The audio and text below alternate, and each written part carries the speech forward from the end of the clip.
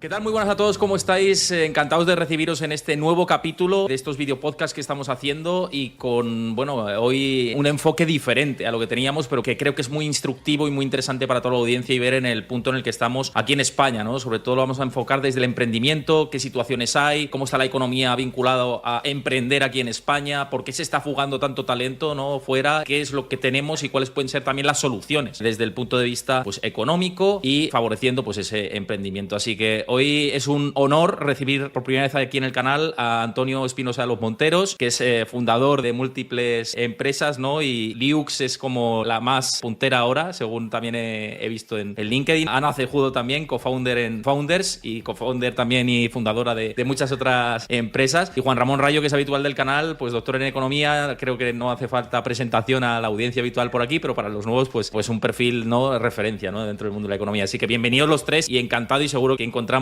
puntos interesantes en la charla de hoy. Muchas gracias. Muchas gracias, encantado. Simplemente deciros, antes de arrancar con todo, que si os gusta este tipo de contenido, las charlas que hago habitualmente por aquí, los análisis también que hago personales, pues que dejéis vuestro like, que dejéis vuestro comentario, qué os parece todo lo que vamos comentando y por supuesto suscribiros al canal, los que no lo conocíais y los que lo conocéis pero no estabais suscritos, así vamos haciendo la comunidad cada vez más grande. Bueno, partiendo de la base, quería empezar por, al final, cómo veis la situación económica ahora vinculado al emprendimiento. Si quieres empezamos contigo, Juan, para que hagas un poco la foto de cómo está ahora mismo la situación de la economía en España y vinculado a las trabas que hay a emprender y cómo nos encontramos, ¿no? ¿Cuál es la radiografía exacta? Bueno, a ver, hace unos meses se publicó el famoso informe Draghi, donde yo creo que hacía una radiografía bastante exacta y a la vez pesimista de la situación en el conjunto de Europa. Y dentro de Europa diría que la situación de España a ese respecto es no de las mejores, digámoslo así. Básicamente lo que venía a decir Draghi es que la hiperregulación estaba asfixiando la capacidad de desarrollo de nuevas compañías dentro del viejo continente, que sí se podían crear startups, pero estas no eran capaces de escalar y convertirse en grandes empresas precisamente porque muchas de las áreas de actividad estaban vetadas o los costes de ese crecimiento eran desorbitados. Eso unido a un infradesarrollo tradicional en Europa del mercado de capitales fuera del sistema bancario, pues dificulta mucho que una buena idea se convierte en un proyecto empresarial incipiente, luego vaya creciendo y se termine convirtiendo en una gran empresa. Con lo cual, lo que señalaba Draghi es que esas ideas iniciales que tomaban forma, sí, en startups iniciadas en Europa, se terminaban trasladando a otras partes del mundo, normalmente Estados Unidos, que era donde captaban el capital, crecían, se desarrollaban y contribuían, y esto es muy importante, a incrementar la productividad del país. Y claro, aquí al final, pues hay también una serie de refuerzos positivos en el caso de Estados Unidos y negativos en el caso de Europa. Si todo el ecosistema de innovación se genera o se va generando en Estados Unidos, si la productividad va aumentando allí, si los mayores salarios se van pagando allí, si las mayores oportunidades para captar capital y para ampliar capital están en Estados Unidos porque es donde el mercado de capitales es más vibrante, pues crearlo desde cero y retener talento y capacidad de emprendimiento en Europa se va complicando por economías de aglomeración, si lo queremos decir así. Si además en Europa tenemos un estado gigantesco que lo poco que hace ya digo, o lo regula o lo parasita, pues tienes una combinación inquietante que en gran medida explica por qué Europa se ha quedado atrás y se está quedando cada vez más atrás en los últimos 20 años. Antonio y Ana, ¿vosotros percibís esto que dice Juan de que nos estamos quedando atrás un poco, todas estas trabas? ¿Vosotros como emprendedores estáis viendo todos estos obstáculos y sobre todo con ese horizonte un poco inquietante que no sabemos pues si vamos a seguir igual o qué?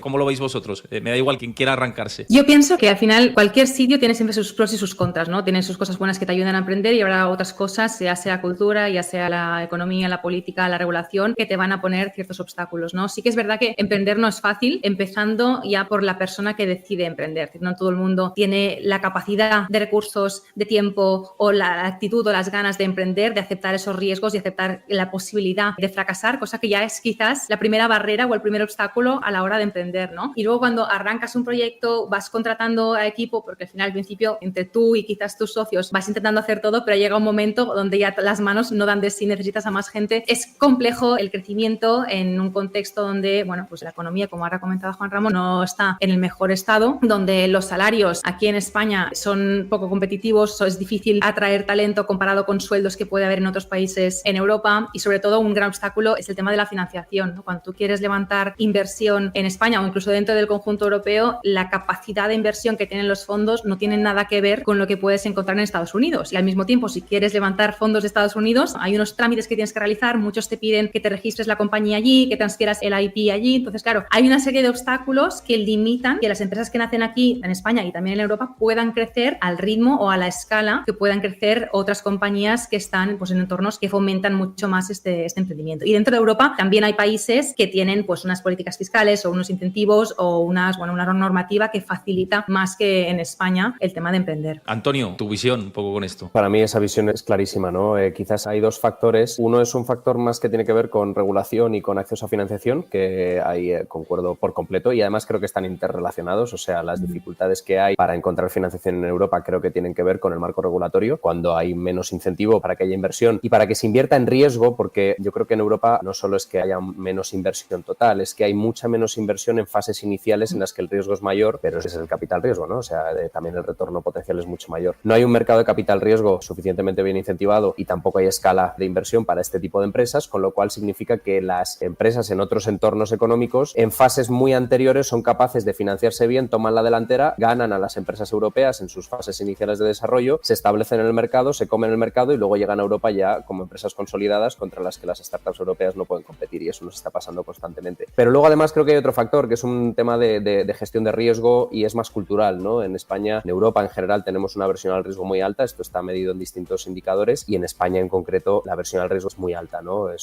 Tenemos una mentalidad muy conservadora y preferimos a veces, por decirlo así, malo conocido que bueno por conocer, ¿no? Esto yo la verdad es que lo llevo sufriendo pues desde que empecé con mi primer proyecto de emprendimiento hace 10 años, y a veces me he preguntado, joder, ¿esto es una percepción mía personal subjetiva o esto es algo que perciben otros y que se puede medir y que se puede? Y bueno, pues la verdad es que te pones a rascar y ves pues tipo Ranking Doing Business del Banco Mundial, que es un ranking que se dejó de hacer hace 4 años, pero que en aquel momento tenía una evolución de varios años y era un análisis muy interesante. España era el país 30 para hacer negocios del mundo, pero era el país 97 para iniciar un negocio, ¿no? O sea, el entorno cultural, regulatorio, financiero nos colocaba como el país 97, creo que de 160 países. O sea, estábamos a la cola del mundo en el ecosistema para poder lanzarte a un proyecto de este tipo. Y me parece un drama, sinceramente, porque si no tenemos innovación hoy, mañana no habrá empresas punteras en el mundo que sean capaces de generar valor, de generar empleos y de mejorar las condiciones de vida de la gente. Esto último que estáis comentando es muy interesante y también lo recogía el informe Draghi, ¿no? El informe Draghi decía, a ver, es que no se trata solo de que ahora nos tengamos que poner al mismo ritmo de inversión en innovación que Estados Unidos o que China para mantener su ritmo de crecimiento, es que tenemos un déficit acumulado durante 20 años de gasto en inversión, digamos, de alto valor añadido, tecnológica, que si no se repara no vamos a poder mantenerles el ritmo. Y ahí es donde llegaba a esas cifras que han copado la prensa de que Europa necesita movilizar una inversión de 800.000 millones de euros en tecnología durante los próximos años para recuperar el terreno perdido frente a Estados Unidos y China durante las últimas 2 décadas. 800.000 millones que la mayor parte de la prensa, pues de alguna manera adscribió a inversión pública, pero que el informe Draghi no dice que tengan que ser de inversión pública. De hecho, solo estima que entre el 20 y el 30%, a mi juicio innecesario, pero bueno, es otro debate, pero entre el 20 y el 30% deba ser inversión pública. El resto, el mismo Draghi, político socialdemócrata tradicional, considera que ha de venir del mercado, pero claro, para que venga del mercado hay que arreglar muchas otras cosas. No te van a llegar 500.000 millones de euros en inversión durante los próximos años si no arreglas los problemas de base, de partida, entre muchos otros, no son solo estos, pero estos desde luego son sangrantes, que estábamos apuntando hace un momento. Oye, hablabais de acceso a la financiación, que me parece bastante interesante, como Juan está comentando el informe Draghi, dentro del mismo también se habló de la posibilidad de unificar los mercados de capitales, pues como tiene Estados Unidos a través del New York Stock Exchange o también del Nasdaq, etcétera, y poder pues centralizar, ¿no?, parte de esos capitales necesarios para financiarse. No sé, Ana, si ves esta parte interesante o si hay que hacer otras cosas previas a todo esto, ¿no? Porque al final somos diferentes países con diferentes situaciones fiscales. No sé si lo verías una propuesta interesante como para solucionar esa parte del acceso a la financiación versus Estados Unidos, que están muy avanzados, ¿no? Yo no soy experta en economía ni en políticas fiscales, así que tampoco puedo opinar mucho sobre esto, pero sí que es verdad que hay ayudas que tiene el gobierno para potenciar lo que decía antes Antonio, ¿no? Que haya más capacidad de financiación en estas fases iniciales de los proyectos. Entonces, esto es algo que hay que potenciar, ya sea con ayudas públicas o ya sea con otros métodos que faciliten atraer a estos fondos que quieran invertir. Aparte de esto, el tema de los mercados no entro porque no soy experta en eso. Vale, Antonio, con respecto a esta cuestión que lanzaba. Bueno, yo creo que esto es un tema de incentivos, ¿no? Y hay que pensar que, sobre todo en los entornos de startups, no compites en un mercado local, no compites en un mercado nacional, no compites ni siquiera en un mercado europeo, estás compitiendo en un mercado internacional. Lo estamos viendo en cualquier sector tecnológico un poco desarrollado, en un mundo globalizado. Si se abre un mercado, si se abre un tipo de tecnología, o eres capaz de desarrollarla y de hacerlo mejor y de tener más inversión para ser el mejor en tu categoría, o vendrá alguien de fuera y te comerá el mercado. Y entonces creo que somos capaces de incentivar la inversión en startups en esas fases.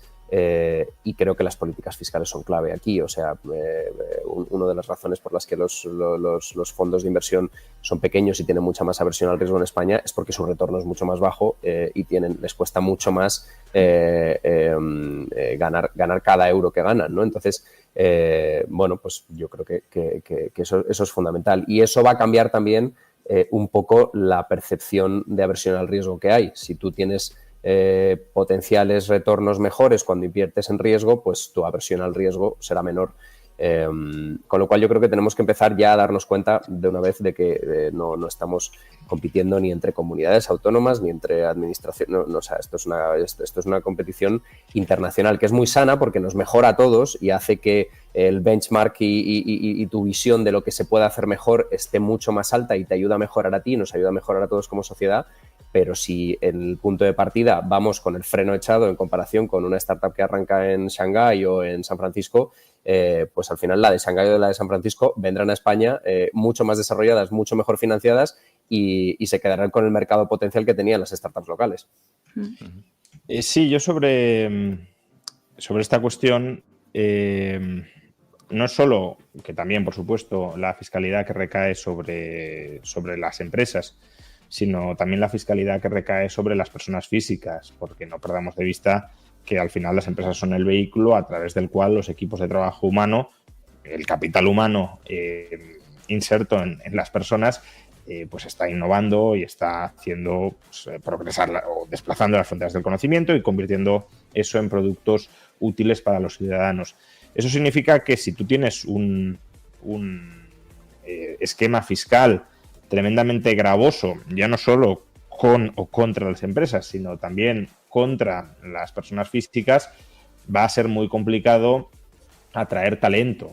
Ahí tenemos diversa evidencia empírica que vincula pues, los incrementos de los tipos marginales del IRPF con una caída del impulso innovador, del número de patentes dentro de los países. ¿Por qué? Pues porque los países con una fiscalidad más alta les va a ser muy complicado atraer y retener a los investigadores, por ejemplo, top en un determinado campo, más que nada porque, pensemos en el caso de España, que es dramático, bajos salarios y a poco que empiezas a cobrar un sablazo que termina con un tipo marginal máximo cercano o por encima, según la autonomía, del 50%. Entonces, claro, mal pagado y sableado a impuestos, pues, hombre, España tiene otras ventajas. Desde luego se vive muy bien, climáticamente se está muy a gusto, la cultura, la comida, pero desde luego si quieres hacer cajas, si quieres construir un patrimonio y si quieres trabajar con otras personas que tienen una perspectiva similar a la tuya, pues el sitio para hacerlo no es España. Y eso pues nos va dejando atrás y cuanto más atrás nos quedemos, más difícil es reengancharnos. Antes de seguir, quiero es un drama recordar... porque sí. Ahí, Héctor, solo por comentar, creo que estamos desaprovechando una oportunidad bestial. O sea, creo que a igualdad de condiciones este país le pasa por encima a cualquier otro. O sea, yo noto que la gente, al menos en el entorno europeo, la gente está deseando venir a vivir a España, deseando venir a trabajar a España por la cultura, por el clima, por la gastronomía, por el buen rollo, por muchas cosas, ¿no? Entonces, si estamos en igualdad de condiciones en otros factores, es que la peña muere por venir a trabajar aquí. Y estamos desaprovechando una oportunidad bestial, porque yo en los últimos años y sobre todo meses lo que veo es que especialmente en entornos como la inteligencia artificial, la gente directamente es que ni se plantea arrancar un proyecto aquí. O sea, yo tengo varios amigos que se han ido, pero se han ido literal, o sea, que se han ido a vivir fuera, a San Francisco, y eso está pasando, o sea, es tangible. Y de esto nos puede hablar mucho Ana ahora, pero dame un segundito porque antes de nada os recuerdo que este video podcast está patrocinado por Freedom24. Siempre os he hablado mucho de ello. Cuando ha venido Juan al canal hemos hecho aportaciones a sus planes que, bueno, todo ya sabéis que conlleva un riesgo y que no hacemos recomendaciones de inversión, sino que trasladamos ideas, pero le podéis echar un vistazo a ese tipo de vídeos y los planes que hay para conseguir remuneraciones anuales de más del 4% ahora mismo, que pues es muy interesante viendo el nivel de inflación, así que tenéis el link en la descripción del vídeo y en el comentario fijado.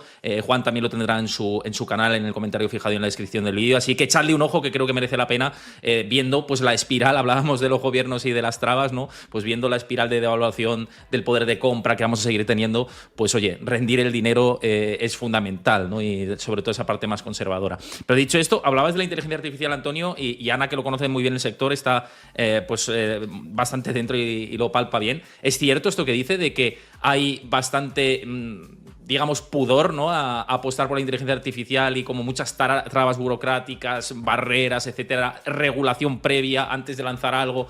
No sé cómo lo percibes desde dentro, ¿no? Y todo esto, porque además te reías y justamente porque lo conoces bien. Sí, claro, nosotros en Founders enseñamos, formamos en inteligencia artificial y además también la creamos y la utilizamos en nuestra plataforma online, ¿no? Entonces, claro, tengo el punto de vista desde cómo tenemos que educar al punto de vista de creadores de inteligencia artificial. Entonces, el tema de la regulación es realmente algo necesario, pero que al mismo tiempo frena la velocidad de innovación o la capacidad de adopción de tecnologías que quizás sí que tienen disponibles, por ejemplo, en Estados Unidos, pero sí que es verdad que es relevante y es necesaria, ¿no? Nosotros cuando hablamos del uso de cualquier tecnología, en especial de la inteligencia artificial, todos sabemos el potencial que tiene y tenemos que ser conscientes del impacto y los riesgos que conlleva un uso irresponsable, ¿no?, de esta tecnología. Entonces, es como cuando tú compras un coche y esperas pues que el coche te venga con todos los elementos de seguridad, ¿no?, el cinturón, el airbag y demás, porque das por sentado que el fabricante se ocupe de ello. Es su responsabilidad que el producto cumpla con la normativa, ¿no? Pero luego tú como usuario tienes que saber conducir, tienes que saber que tienes que ponerte el cinturón, si no, no sirve de nada. Entonces, lo mismo con la inteligencia artificial, ¿no? Tenemos que saber qué es, cómo funciona, para qué es útil y cómo tenemos que utilizarla de una manera correcta, ¿no? Para no incumplir la ley a nivel, por ejemplo, de protección de datos o guardar la información o qué pasa con la información que yo comparto, dónde se queda. Es decir, hay que tener un poco de conocimiento de causa de lo que estamos utilizando, ¿no? Entonces, sí que es verdad que cualquier proyecto tecnológico suele ya ser una barrera a la hora de emprender, porque hay otros sitios que tienen quizás más acceso a tecnología, quizás también a menor coste. Entonces, bueno, siempre habrá unas barreras que te van a dificultar el poder crear alguna cosa desde aquí. Pero luego también pienso que a veces idealizamos mucho el mundo Silicon Valley, pensando que es ir allí y se te abren las puertas a todo, y no, al final también es un entorno que es extremadamente competitivo a nivel de las empresas que hay, a nivel del talento que hay, de los recursos. Es decir, todos decimos, no, es que en Silicon Valley es más fácil. Bueno, quizás es verdad que a nivel de trámites, burocracia, puede haber una ruta más simple con menos obstáculos, pero eso no significa que emprender desde allí sea más fácil que aquí. Sí, no sé si Antonio quieres añadir algo con esto o Juan, con lo que decía Ana. ¿No queréis? Bueno, pues... no, sí. No, o sea, a ver, si queremos, podemos hablar de... No, os preguntaba si queréis añadir algo con respecto a lo que decía, que me parecía muy interesante. Sí, a ver. Sí. Bueno, Antonio, adelante. Dale, Juan. No, a ver, la inteligencia artificial está claro que es uno de esos sectores tecnológicos punteros, probablemente el sector o el producto más importante que va a tener que desarrollar la humanidad en toda su historia. Algunos dicen que es la última invención que harán los seres humanos, porque a partir de ese momento ya las siguientes ya las hará la inteligencia artificial. Y bueno, hay un debate importante o interesante sobre quién va de alguna manera a tener acceso a ese control o a esa capacidad de uso de la inteligencia artificial, ¿no? Si va a estar en manos de unas pocas compañías que la van a desarrollar de manera centralizada y por tanto van a utilizarla y a venderla, a comercializarla con un monopolio de facto, o si en cambio esta inteligencia artificial o el acceso a la inteligencia artificial podrá llegar a descentralizarse y por tanto a estar presente en prácticamente cualquier dispositivo y sin ningún tipo de empuje monopolístico. Si fuéramos hacia el primer modelo, o es una cuestión que no está resuelta, pero si fuéramos hacia el primer modelo, desde luego las perspectivas para Europa serían terroríficas, porque si algo está claro es que en Europa y en España no se va a desarrollar el modelo pionero de inteligencia artificial. Si vamos hacia el segundo modelo, y desde luego con lo que vimos hace unos días de DeepSeek, parece que el segundo modelo cobra fuerza, pues si bien no estaremos en la vanguardia del desarrollo de la inteligencia artificial previsiblemente, aunque también DeepSeek de alguna manera abarata o facilita la posibilidad de esos desarrollos, sí que podríamos como importar esa tecnología y poder utilizarla internamente en multitud de aplicaciones muy, muy diversas fuera de la propia industria de desarrollo de la IA. El problema sigue siendo la regulación.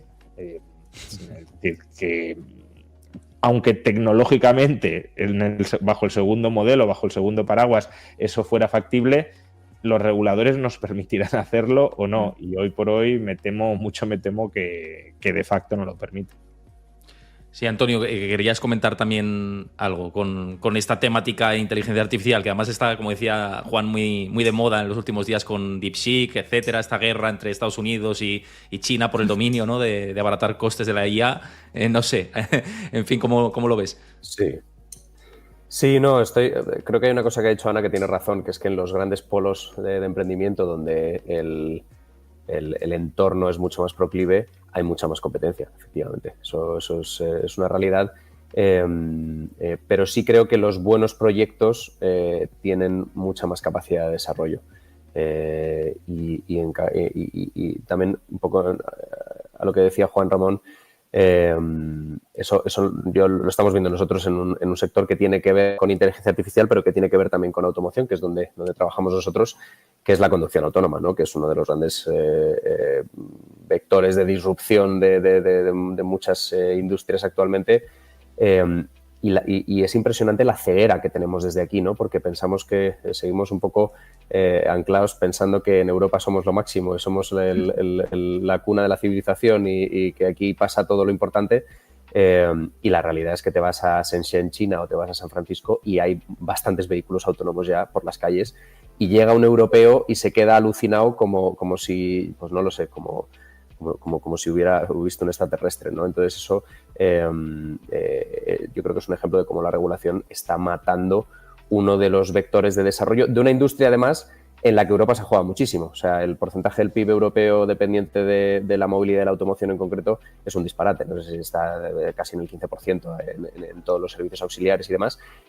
Y es una industria que cuando sales de aquí y vas a ver lo que están haciendo en otros sitios, te da por pensar que vienen años muy duros, ¿no?, para Europa en esta industria, como supongo que en tantas otras. Me interesa un poco ver, porque estamos hablando de la problemática que ya yo creo que es bastante clara, y comentamos la regulación, ¿no?, como uno de los principales obstáculos que en la Unión Europea pues hay que sortear. Pero ¿qué soluciones hay al final de todo esto? Y lo digo porque también en España, en concreto, está fugándose mucho talento, y se fuga tanto a Estados Unidos como a otros incluso países de la Unión Europea. Aquí en España pues es bastante común que nativos digitales o se vayan a Andorra o se vayan a Portugal o a otros países del marco europeo.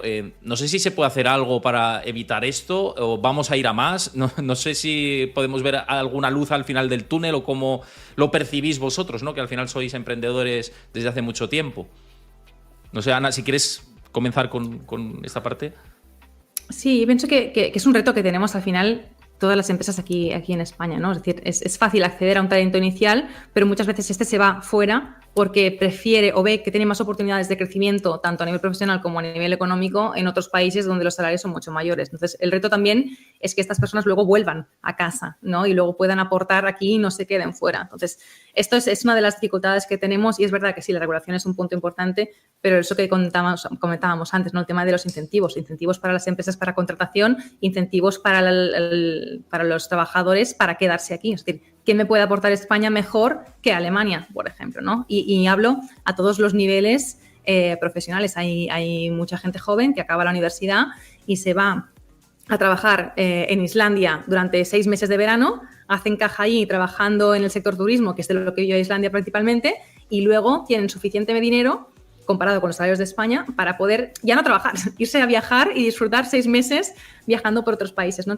Teniendo estas posibilidades, yo también entiendo que la gente en un momento vital en el que estés, quieras hacer esto antes que asentarte aquí y buscar una cosa mucho más fija y estable. Entonces, bueno, es complicado, la verdad. No sé qué piensa Antonio con esto. Pues sí, Antonio. Sí, es complicado porque tienes un conflicto, ¿no? O sea, tienes un conflicto de decir, oye, pues yo estoy aquí, estoy en mi casa, me encanta mi país, me encanta mi gente, me encanta mi comunidad, me encantan mis amigos, me encanta donde vivo, me encanta mi cultura. Pero si realmente te planteas un proyecto de emprendimiento y quieres hacer algo, joder, con un cierto impacto y un cierto... la cantidad de trabas que tienes te pone en esa tensión, ¿no? En la que es un drama tener que elegir, ¿no? Tampoco creo que haya que tirarse de los pelos. O sea, por suerte, seguimos estando en un país en el que las cosas más o menos funcionan bien. Hay muchos otros países en los que las cosas son mucho peores pero sí que es una pena. Yo lo veo como una oportunidad perdida, bestial. Creo que estamos perdiendo una gran oportunidad en este momento en el que el boom de los nativos, de los nómadas digitales no lo estamos aprovechando. Lo que sí creo, yo soy optimista porque estamos en Europa y creo que en Europa ahora mismo hay gente que ya está empezando a hablar de estas cosas, a levantar la voz de alarma y lo está haciendo con mucho fundamento y bueno, pues creo que España irá detrás, ¿no? de este tipo de planteamientos si llegan a triunfar. Si tuviéramos que hacerlo nosotros con nuestra mentalidad, igual nos costaría más, pero bueno, estar dentro de Europa me parece que es una suerte en este caso.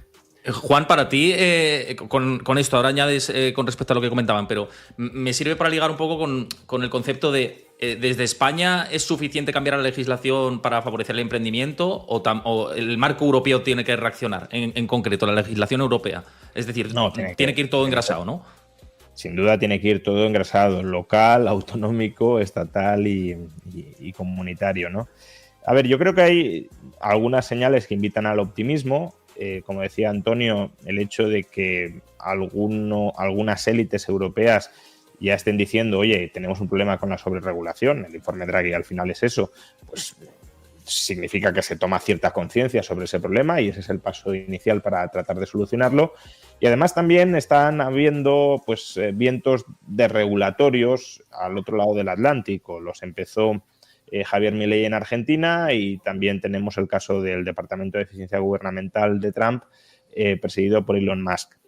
Entonces, inevitablemente, este tipo de enfoques, de políticas, de mensajes y de prácticas, pues tienen que terminar permeando de alguna manera en Europa, máxime si parece que hay una cierta receptividad en que permeen, y eso pues podría ser el inicio de un proceso de desregulación que tanto necesitamos. Ahora bien, junto con el mensaje optimista, también un cierto mensaje pesimista. Desregular es muy complicado. Es muy complicado porque la maraña legislativa es de tal calibre que o tienes a gente muy conocedora de cada uno de los campos que han de ser desregulados y que además no tiene conflictos de intereses en las distintas propuestas de desregulación que se plantean, o al final es muy fácil que al regulador o que el regulador se quede quieto porque es incapaz de abarcar toda la inmensidad de su tarea, o que ese regulador se intente mover pero termine siendo capturado por los intereses de los regulados. Porque claro, el regulador en principio no entiende lo que hay que hacer exactamente para desregular un sector o cuál sería el mejor marco regulatorio más desbrozado de un sector. Entonces tiene que hablar con la gente de ese sector. Y hay un problema de información asimétrica, pero claro, la gente de ese sector y de otros sectores le van a contar su película, lo que a ellos les interesa. Y en ocasiones lo que a ellos les interesa está muy bien, pero en otras lo que a ellos les interesa es poner trabas a la competencia. Esto en las grandes empresas frente a las pequeñas incipientes se ve con mucha claridad. Entonces, a menos que tengas una persona o un equipo más que una persona, ¿no? Un equipo de personas con mucho conocimiento sectorial, con una voluntad muy clara y muy decidida de empujar hacia la desregulación, venciendo además todas las trabas que los lobbies que se han acomodado al statu quo imponen, creo que es complicado. Y a mí el modelo del Departamento de Eficiencia Gubernamental o incluso más del Ministerio de Desregulación de Javier Milei con Federico Sturzenegger a la cabeza, que es un economista y un académico muy bien formado y que además lleva años no es algo que tampoco se puede hacer de la noche a la mañana. Lleva literalmente años estudiando todas y cada una de las normas argentinas, analizándolas y pensando, antes de que ganara Milei o tuviera perspectiva de ganar, pensando en cómo se podrían simplificar y qué beneficios tendría esa simplificación. A menos que tengas algo así, y se puede llegar a tener, pero no es fácil, desde luego, de entrada tenerlo, poner un poco de orden, de concierto, de coherencia y de podadora o de motosierra en toda esa maraña de regulatoria es complicado. Antonio y Ana, para vosotros el hecho de que al otro lado del Atlántico hayan aparecido estas tendencias, ¿no?, que igual favorecen a eso, a desregular y a simplificar, como decía Juan Ramón, pues todos estos procedimientos, ¿puede hacer que nos pongamos aquí las pilas y que podamos transitar un poco esa idea de que ya pues la primera potencia del mundo se va a poner en esa dinámica y está en ello, ¿no?, con Elon Musk a la cabeza? ¿Eso para vosotros es positivo desde el punto de vista de que aquí en Europa cargaremos las baterías? Antonio, si quieres. Bueno, Ana, sí, que te habías arrancado. No, nada. Dale, Ana. Sí, no, brevemente. Y pienso que al final esto nos pone presión, ¿no? Es decir, si allí van avanzando, nosotros tampoco queremos ser los rezagados. Entonces, eso hace que al final tengamos que ponernos las pilas e intentar, bueno, seguir el ritmo y la velocidad que llevan allí. Es verdad, es lo que decimos todo el rato, ¿no? El tema de la regulación es importante. Yo agradezco que haya regulación en Europa, por ejemplo, en el sector de los alimentos. Menos mal que tenemos una regulación mucho más estricta en Europa que en Estados Unidos, porque la comida que allí se filtran un montón de cosas que no tendrían que filtrarse, ¿no? Entonces, bueno, siempre lo vemos desde el punto de vista negativo, nos frena, pero tiene su razón de ser toda esta regulación. Entonces, bueno, sí que es verdad que si en el otro lado se van haciendo políticas, incentivos y demás que fomenten y ayuden a que el crecimiento sea mucho más rápido, esto va a poner mucha presión aquí en hacer lo posible o hacer los cambios o normativas que sean necesarias, pero hacerlas de una manera que sean ágiles y entendiendo también que hay que estar en constante evolución y constante adaptación, porque lo que había hace 2 meses ya no es lo que había hace un mes y no es lo que hay hoy. Entonces, bueno, hay que ser flexibles también con esto. Sí, Antonio.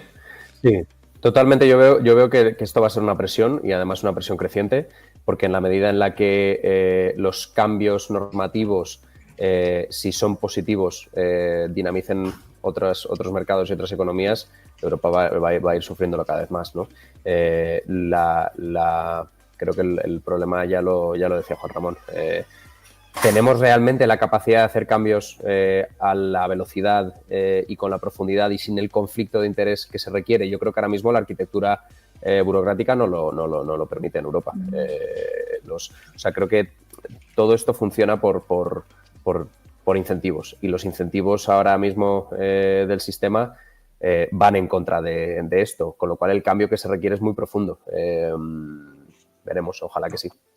Pero es que fíjate, mismamente en España, y vosotros lo sabéis, ¿no? Pero bueno, yo que soy autónomo hace tiempo, pues ya sabes lo que es ser autónomo aquí versus serlo en otra parte del mundo, ¿no? Y pues que tienes encima muchas cosas. Pero ya al montar una empresa, es que hay una serie de trámites y trabas y que se tarda un montón de tiempo. Y otros países, incluso el marco europeo, que todo esto no existe o es mucho más ágil. Entonces no sé si debemos agilizar esto porque realmente se puede hacer. Es voluntad democrática y voluntad de que se quiera cambiar esto. Entonces, ¿veis vosotros eso como una parte de solución de agilizar todos estos trámites?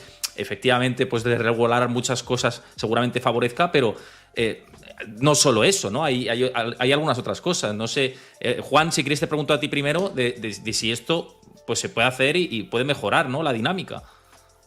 A ver, aquí, si me permitís, bueno, lo he hecho en toda la charla porque yo no tengo el conocimiento tan práctico, tan aplicado que tenéis vosotros sobre el terreno empresarial y de innovación, pero si me permitís ponerme quizá un poco más académico, hablar un poco más de teoría económica, creo que es útil distinguir entre lo que podríamos llamar instituciones formales e instituciones informales. Las instituciones formales se refieren a las reglas de juego, al marco legal, institucional, codificado que hay en una economía. Y ahí entraría pues todo aquello de lo que hemos hablado, la desregulación, la rebaja de impuestos, es decir, crear esa infraestructura jurídica dentro de la cual operar. Pero desde luego, para que la actividad económica se desarrolle y para que la innovación emerja y se transforme en mejoras continuadas en la productividad, no solo necesitamos instituciones formales. Si no las tenemos, no va a funcionar, pero eso es una condición necesaria, no suficiente. también necesitamos instituciones informales. Y esas instituciones informales es un término en economía más vago o indefinido, pero bueno, hacen referencia a la cultura, a la praxis, a las tradiciones, a los valores, a las perspectivas individuales y sociales dentro de una sociedad. Y ahí creo que era antes Antonio quien lo mencionaba. Pues claro, hace falta una cultura de mayor emprendimiento, de mayor asunción de riesgos dentro de nuestro país, pero claro, uno puede decir, ¿y por qué no está? ¿Es que los españoles somos genéticamente más adversos al riesgo que otros países? No, probablemente haya una realimentación, en este caso negativa, entre un marco institucional formal que lo que potencia es no te muevas y no arriesgues demasiado, que te lo vamos a dar todo hecho, o además si te mueves y arriesgas demasiado te vamos a penalizar fiscalmente, y luego las prácticas que se van de alguna manera sedimentando en sociedad y que se van replicando porque todos nos fijamos en todos emulamos a todos, y si todo el mundo se comporta más o menos igual, siempre puede haber un loco suelto que sea el pionero que se separe, pero en general tendemos a generar ese clima cultural compartido. Y por tanto, con esto lo que quiero decir es que el primer paso, desde luego, es cambiar el marco institucional formal, pero eso, ni siquiera eso garantizará que tengamos mucho ímpetu innovador hasta que ese marco institucional formal más abierto, más libre, más compatible con el dinamismo empresarial, termine generando endógenamente cambios en la propia cultura de emprendimiento y de asunción de riesgos de España y, por tanto, se desarrollen esas prácticas que sí están en otras economías que han tenido desde antes instituciones formales bastante superiores. Sí, yo creo que este es un tema, el de... Dale, sí, Antonio. Perdón. Dale, sí. No, iba a decir que este tema de la retroalimentación entre el entorno normativo y la cultura es clave, ¿no? Yo el otro día empecé a buscar algunos datos de por qué esto que sale tanto, ¿no? De que los jóvenes cada vez quieren ser más empleados del sector público, quieren ser más funcionarios, ¿no? Eso justo iba a decir. Y me puse a buscar datos que son datos que hay que coger con pinzas, y en la publicación que hice en LinkedIn además lo dije, pero sí que te dan un orden de magnitud, ¿no? De hacia dónde van las cosas, y ves cosas como que el salario medio en el sector público en España es un 25% mayor que en el sector privado, cosa que no es ni buena ni mala, porque igual el tipo de función que hace es otra, con lo cual está justificado, pero luego empiezas a ver que en el sector público se trabaja un 8% menos de horas, que la remuneración por hora en el sector público, por lo tanto, es un 36% mayor, cosa que todavía no tiene por qué ser nada grave, porque, oye, igual son trabajos de mayor valor añadido, pero es que si te metes a ver las productividades, te das cuenta de que en el sector público la productividad euro-hora es un 24% inferior, y eso significa que si combinas esas dos cuestiones, es decir, la productividad con la remuneración por hora, te sale que la remuneración por hora en relación a la productividad, o sea, que lo que te pagan por lo que produces, es un 80% mayor en el sector público. ¿Eso qué significa? Que se está incentivando clarísimamente que la gente quiera ser funcionaria. Y no es malo que haya funcionarios. Yo creo que tiene que haber una arquitectura de Estado que sea sólida, que sea buena, que sea...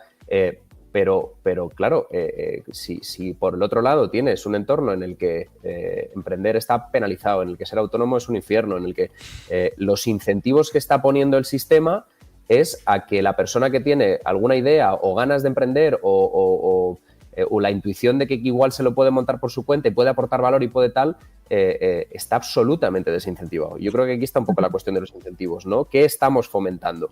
El Estado tiene que estar, los funcionarios ojalá cobren mucho y seamos capaces de pagarlo, porque las eficiencias y las productividades son cojonudas y los servicios son buenísimos. Pero a día de hoy, si la diferencia entre la productividad y la remuneración, hay un diferencial de esa escala, estás mandando un mensaje a una sociedad completamente contrario a innovar, a arriesgarte y a salir de tu área de confort. Sí, yo iba a decir precisamente con esto, antes de que intervinieses, iba a ir un poco por esa línea, porque dentro de todo mi entorno, familiares míos que son jóvenes y con mucho talento, es decir, con pues una capacidad intelectual muy alta y sacando muy, muy buenas notas en la carrera universitaria y haciendo posgrados y demás, y todos están opositando, o sea, no hay ni uno que quiera emprender. Entonces, digo, algo está fallando aquí de que el talento bueno se está yendo al servicio público, que oye, estaría muy bien que digas, oye, parte de todos mis primos, ¿no? que son jóvenes y que les mando un saludo desde aquí, tienen mucho talento, oye, que haya un 30%, un 40% que quieran ser funcionarios, pues oye, me parece normal, pero todos, hay algo yo creo que está fallando. No sé, Ana, cómo ves esto que comentaba Antonio, que me parece súper interesante. Es interesante porque es como un cambio cultural por las generaciones que van pasando, ¿no? Yo pienso en mis padres o en mis abuelos y ellos, el mensaje que te daban es tú encuentra un trabajo que vas a estar allí toda tu vida, con lo cual tiene que gustarte mucho porque vas a pasar 20, 30, 40 años allí trabajando, con lo cual se buscaba esta estabilidad y esta seguridad, ¿no? Luego, quizás también por el contexto económico que hemos tenido las otras generaciones, nos hemos tenido que buscar mucho más la vida y es normal que cada 3 años alguien esté saltando de empresa. Y antes se veía como algo negativo, ¿no? Es decir, ¿por qué ha saltado? Lo han echado, no es bueno. Es decir, buscábamos siempre la parte negativa del hecho de cambiar de empresa y ahora también la mentalidad ha cambiado. Ahora lo vemos como algo bueno. Ostras, qué bien, esta persona ha pasado por todas estas empresas. Esto significa que tiene muchísimo más bagaje, tiene una visión mucho más amplia porque ha experimentado sectores diferentes, empresas diferentes, equipos diferentes. Con lo cual, es curioso cómo va cambiando la mentalidad de los dos lados, ¿no? Desde el punto de vista de que trabajo a cómo se ve desde fuera. Entonces, es muy interesante esto que comentáis de esta canalización de la mano de obra hacia la oferta pública, que al final, desde el punto de vista empresa pública, es una mano de obra muy cara, por lo que está comentando Antonio a nivel de productividad, ¿no? Al final estás pagando muchísimo más por menos resultados.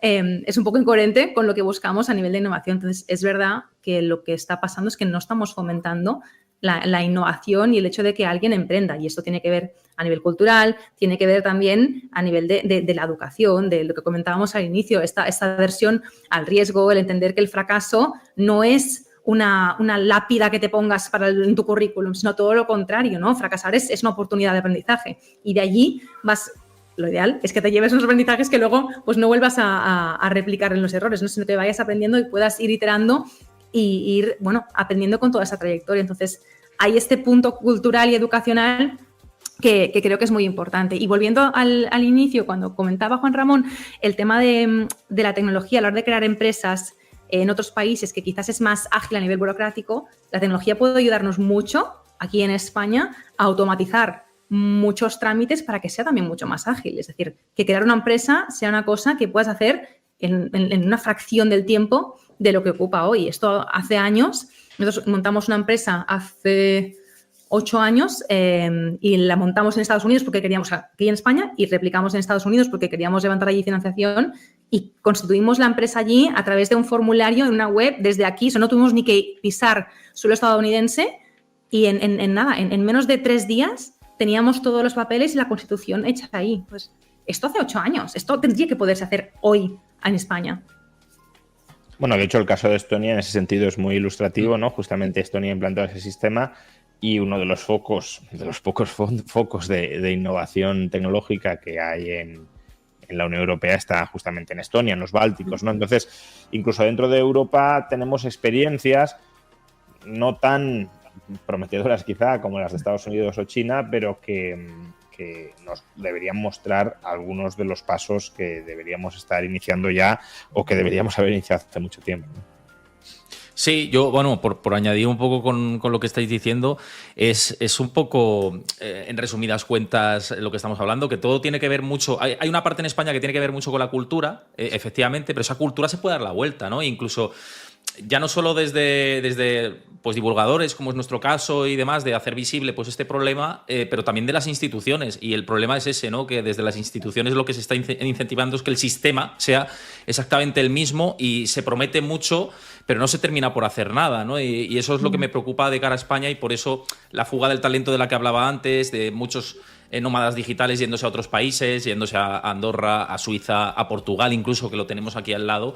Y me parece preocupante que se vea así, ¿no? Y que incluso al emprendedor se le trate como el malvado empresario, ¿no? Que tiene que pagar impuestos y pagar más sobre la sociedad, cuando estás incentivando un sistema cada vez más grande y cada vez más insostenible a largo plazo. Y esto, un poco para llegar a la conclusión final, que quería preguntaros a todos, desde España, ¿qué podemos hacer para que esto se revierta? Antes lo hemos tratado un poco así con pinceladas, pero vosotros, ¿qué medidas haríais para evitar que el talento se nos vaya, que se puedan hacer mejor las cosas a la hora de constituir una empresa, de favorecer el emprendimiento. Es decir, es cierto que en España depende mucho del marco europeo, como bien decía antes, pero también se pueden hacer cosas desde aquí, ¿no? Para vosotros, ¿qué se debería hacer? Si quieres, Antonio. Tío, es una pregunta complicadísima, la verdad. O sea, porque hay parte de uno que dice, no, la única solución es tirarlo todo a la basura y volver a empezar, ¿no? Y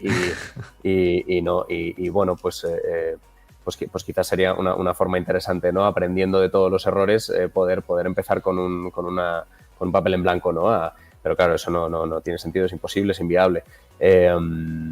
Yo creo que hay que poner los incentivos en su sitio. O sea, tenemos que reorganizar la forma en la que la gente está incentivada para que la gente entienda que aportar valor a la sociedad es algo bueno, para que la gente vuelva a verle sentido a trabajar, a esforzarse, porque estás buscando una mejora en tu sociedad, en tu mundo, que se deje de ver a los emprendedores como gente que lo único que busca es lucrarse a costa de otras personas.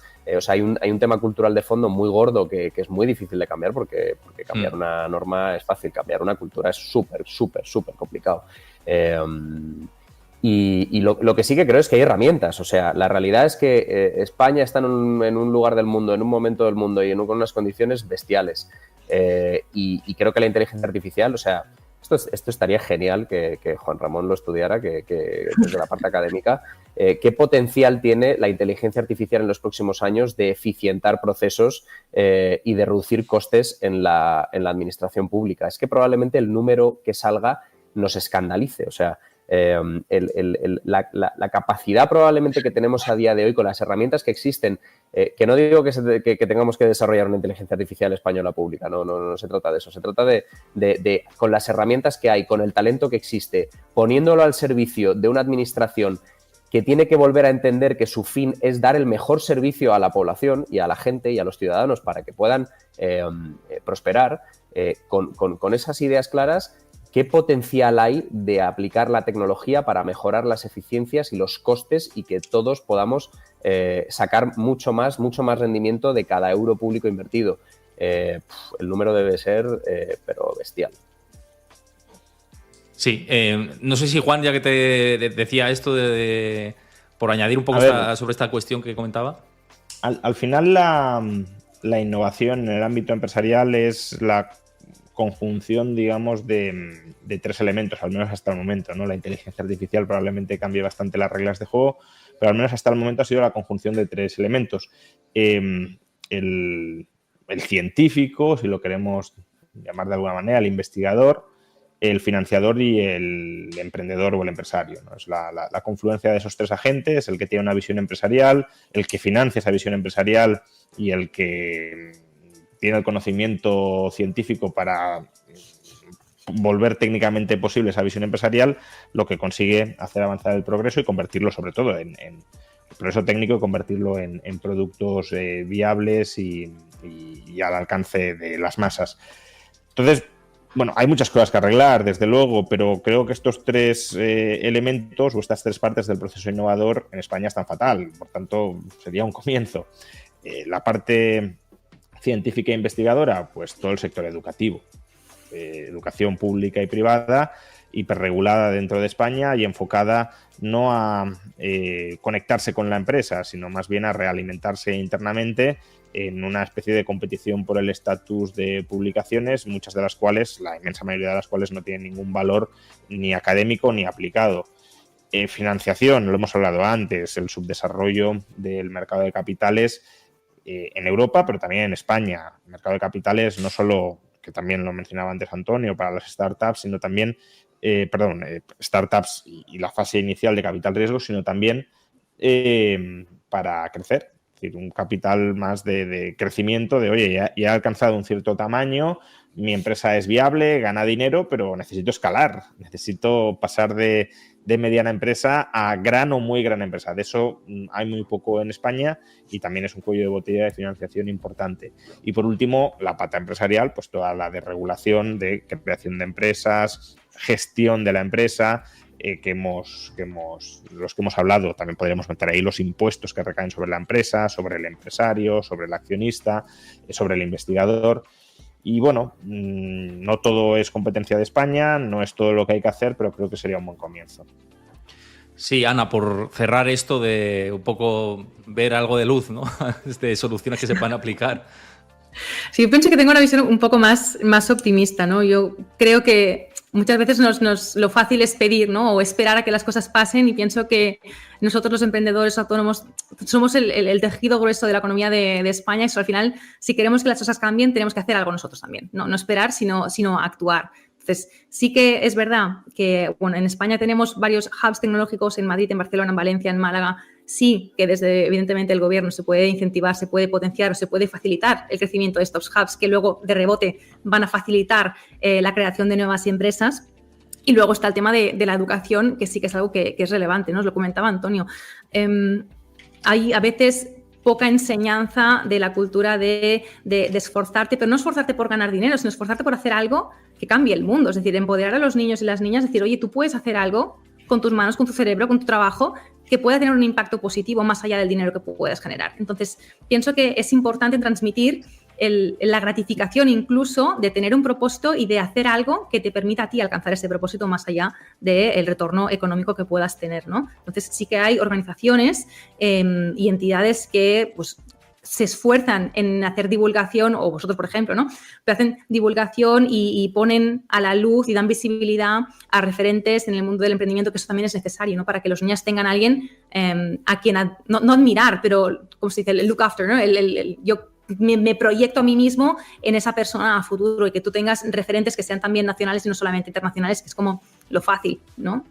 Luego, pienso que también sobre el tema de la inteligencia artificial que comentabais, hay una estadística que es graciosa, o anecdótica más que graciosa, es que España es el país número 4 de la Unión Europea en uso de inteligencia artificial, con lo cual decir, wow, pues estamos de los primeros en Europa, pero somos el número 14 en formación en inteligencia artificial, con lo cual esto es muy a la española, ¿no? De usar algo sin saber, bueno, y aprenderé sobre la marcha y a ver qué pasa. Entonces, bueno, esto también es algo que tenemos que cambiar y que tenemos que ir mejorando, porque si la tecnología y la inteligencia artificial pueden aportar muchísimos beneficios, pues al menos sepamos utilizarlo de una manera que sea correcta y buena y favorable. Y esto ya es también una necesidad en el mercado laboral, porque creo que es ya más del 66% de las empresas, según LinkedIn, que están contratando a nuevo personal, están exigiendo que tengan conocimientos mínimos, o sea, básicos y avanzados de inteligencia artificial. Con lo cual, esto tiene que ser una llamada a ponernos las pilas todos para poder, bueno, formarnos y no quedarnos atrás a la hora de emprender y a la hora de mejorar nuestro trabajo, tanto sea en el sector público como en el sector privado. Completamente. Oye, como cierre...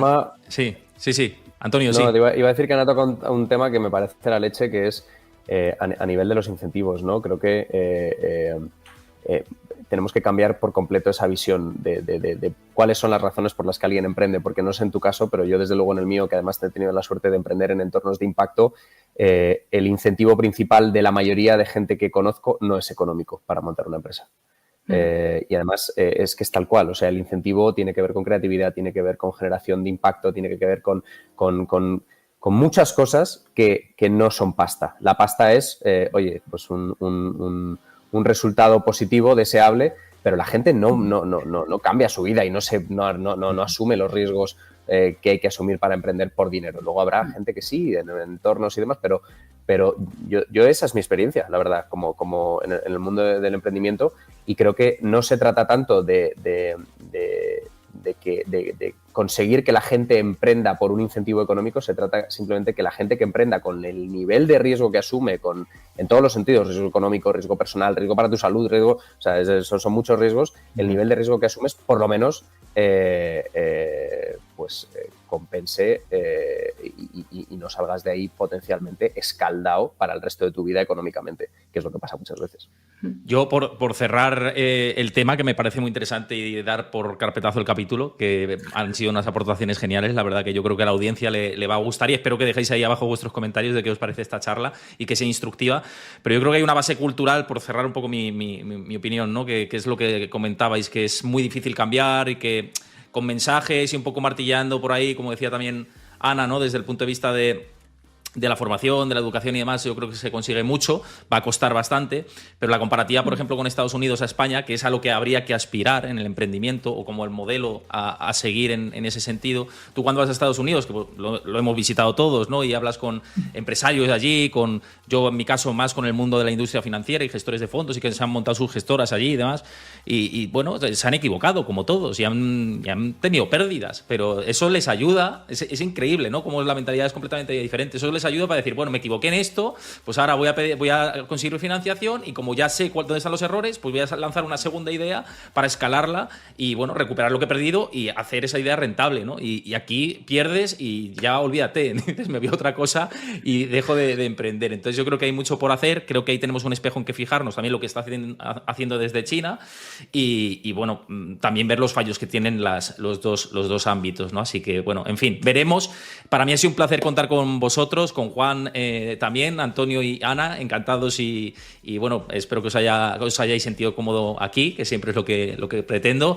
Y nada, muchísimas gracias a los tres. Pues muchas gracias, hasta la próxima. Muchas gracias, ha sido un por la placer. invitación y encantado de haberos conocido. Un abrazo. Pues muchísimas gracias a todos.